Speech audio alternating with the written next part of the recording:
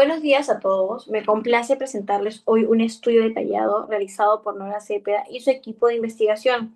Es en este trabajo que se centra en la interculturalidad y la práctica docente, específicamente con maestros que trabajan en comunidades shipibas, tanto en Lima como en Ucayali.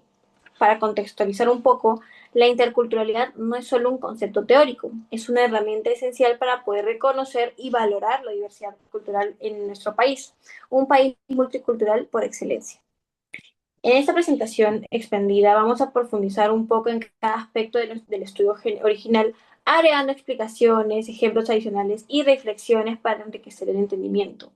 Nuestro objetivo no es solo informarlos, sino invitar a una reflexión crítica sobre cómo es que la educación puede ser un puente para la equidad cultural, cubriendo el contexto, objetivos, metodología, concepciones clave, ejemplos prácticos, diferencias regionales, reflexiones y conclusiones. Introducción. Comencemos con los fundamentos. El estudio de Nora Cepeda explora cómo los docentes entienden y aplican la interculturalidad en sus clases diarias y en la planificación curricular. ¿Por qué es relevante? Porque el Perú es un mosaico de culturas, más de 55 pueblos originarios y 47 lenguas indígenas conviven con el castellano. La interculturalidad busca que la educación no sea solo un instrumento de asimilación, sino de empoderamiento cultural. Tan solo imaginen a un niño shipibo en una aula limeña. ¿Cómo se siente valorado su patrimonio si el currículo ignora su lengua y tradiciones? Es este trabajo en lo que se responde eso, destacando el rol de los maestros en fomentar un diálogo cultural genuino. Contexto del estudio. Para entender el estudio, debemos situarnos en el panorama peruano. El Perú no es solo geográficamente diverso, cultural y lingüísticamente, es un tesoro. Tenemos pueblos como los Shipibos, originarios de la Amazonía, con una rica tradición en arte textil, cerámica y cosmovisión espiritual, conectada a la naturaleza. Es desde 1972 que con la implementación de la educación intercultural bilingüe, el Estado ha intentado reconocer esta diversidad. Dicha institución no es opcional, es un derecho constitucional que asegura que los niños aprendan en su lengua materna mientras se integran al castellano al mismo tiempo. En este contexto, el estudio analiza a docentes shipibos y mestizos en dos regiones contrastantes. Ucayali, donde la cultura shipia es predominante y el entorno rural facilita la inmersión, y Lima, una metrópolis urbana donde la migración ha diluido algunas prácticas tradicionales. Por ejemplo, en Ucayali las comunidades shipibas mantienen rituales como la ayahuasca o danzas ancestrales que podrían integrarse al aula. En Lima, los desafíos incluyen la discriminación como la interculturalidad, ya que debe adaptarse a contextos locales para ser efectiva, promoviendo no solo la tolerancia, sino la valoración activa de todas las culturas como iguales. Objetivos y metodología. El estudio es cualitativo, lo que significa que se priorizan las voces y experiencias reales sobre datos numéricos. Sus objetivos principales son identificar las concepciones de interculturalidad de los docentes y cómo éstas se materializan en la práctica del aula y la planificación curricular. Para esto participaron 15 maestros de 4 escuelas, 2 en Lima, urbanas, con alumnos mixtos, y 2 en Ucayali, rurales mayoritariamente shipibas. La metodología incluyó entrevistas semiestructuradas para capturar percepciones personales, observaciones de clase, para ver la aplicación en tiempo real, junto al análisis de planificaciones curriculares para poder evaluar la integración sistemática. Por ejemplo, en una entrevista, un docente podría describir cómo adaptar una lección de historia para incluir mitos shipibos junto a la historia visual peruana. Esta triangulación de métodos asegura no solo lo que dicen los maestros, sino lo que hacen. El enfoque cualitativo permite comprender matices como las barreras emocionales o institucionales que un estudio cuantitativo podría pasar por alto. En resumen, se busca traducir la teoría intercultural en acciones cotidianas que transformen el aula en un espacio inclusivo. Bueno, continuando con concepciones principales, los docentes conceptualizan la interculturalidad como un proceso dinámico en tres etapas. Primero, afirmar y valorar la cultura propia. Esto implica que los niños shipibos reconozcan su identidad sin vergüenza, quizás a través de actividades como dibujar patrones como el kene, es decir, diseños shipibos inspirados en visiones ayahuasqueras. Segundo, el encuentro con otras lenguas y culturas. Aquí entra el diálogo como aprender quechua o aymara en paralelo al shipibo.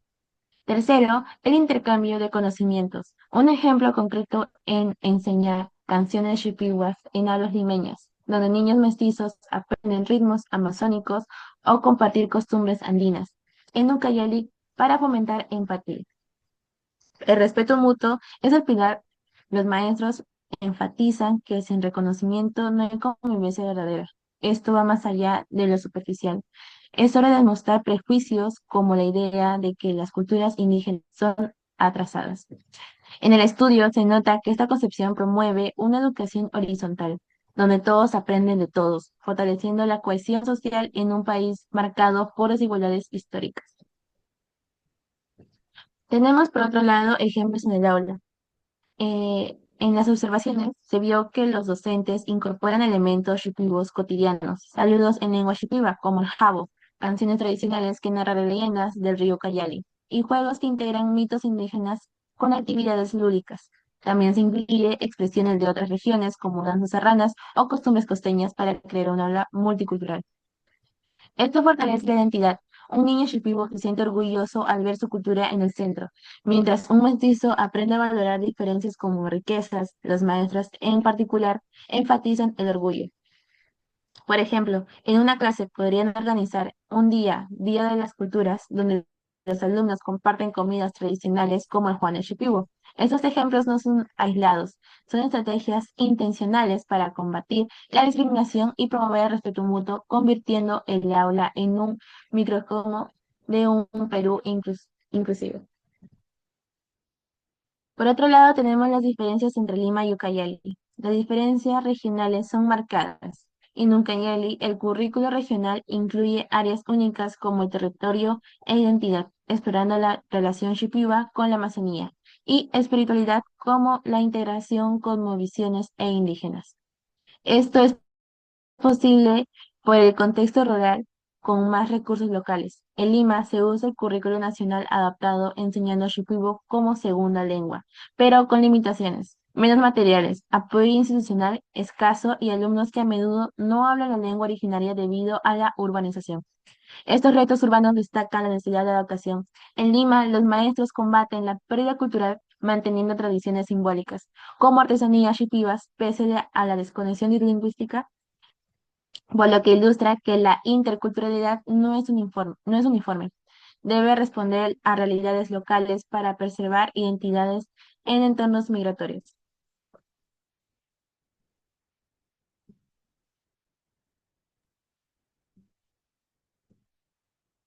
Eh, ay, yo les voy a hablar, yo les voy a hablar sobre las reflexiones del estudio. El estudio reflexiona que afirmar la identidad de base para el diálogo intercultural implica respeto, comunicación y aprendizaje mutuo. Sin embargo, muchos docentes la ven como un ideal abstracto, sin abordar desigualdades sociales profundas, como el racismo estructural contra pueblos originarios. Los autores proponen una interculturalidad crítica, no solo convivencia pacífica, sino justicia cultural, cuestionando el poder desigual y promoviendo equidad. Por ejemplo, integrar debates sobre derechos indígenas en el currículo.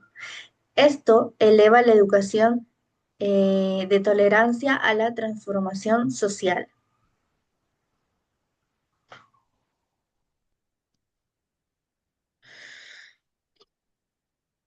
Conclusiones finales. En conclusión, la interculturalidad es un proceso continuo de reconocimiento y diálogo. Los docentes necesitan más formación y herramientas para implementarla. Con un enfoque crítico, la escuela se convierte en un espacio de equidad cultural, donde las diferencias enriquecen a todos.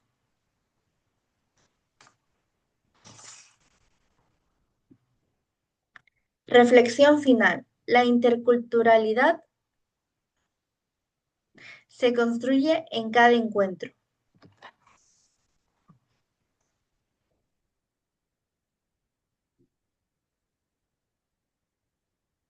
Bueno, gracias por su atención. Espero que esta reflexión impulse a un Perú intercultural verdadero. Gracias.